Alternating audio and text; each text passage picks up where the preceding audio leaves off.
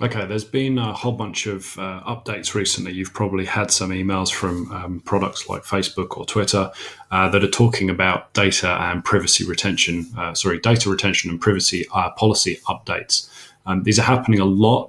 Mostly, they're driven by the European Union changing a set of rules with regards to what information you can keep and track for what period of time about members of the EU. So this really does mostly only affect people from the EU.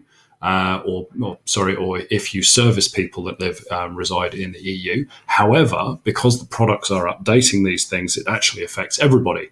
And the reason for that is that data retention will actually start to come into effect, and your data will start disappearing, even if you don't deal with people in the European Union. So you'll be getting an email a bit like this one. This one's Google Analytics. So we think it's really important that you don't lose your analytics data if you don't have to. This is not a legal advice video. This is purely about how you make those changes if you need to. Do search out whether you need to expire your data and have a look at your customers and your clients and figure out if it is something you need to update. This email we've got here says that on the May the 25th, any user event data that is older than your retention setting will be marked for permanent deletion. It will be no longer be accessible.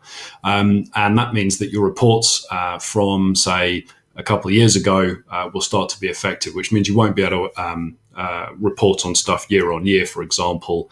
And we're talking about events, so that might be submitting of a form or some other event tracking that you have on your website.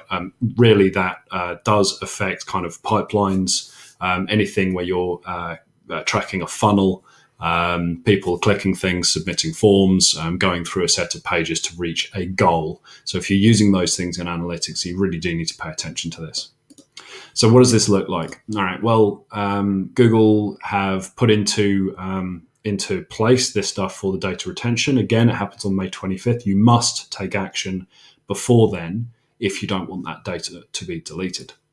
What we found is that most accounts that we've seen are defaulted to 26 months. So everything from kind of early in 2015 will start to disappear if you don't make a change now. And this is how you make that change. We'll include links to these pages in the information that goes with this video. So from 26 months. All right, so let's go to analytics. And when you open analytics, hit the cog icon in the bottom left, and that's the admin. You have to have appropriate privileges. If you don't see this, you won't be able to make these changes. In the middle column there, under property, click tracking info, and then data retention, right in the middle there.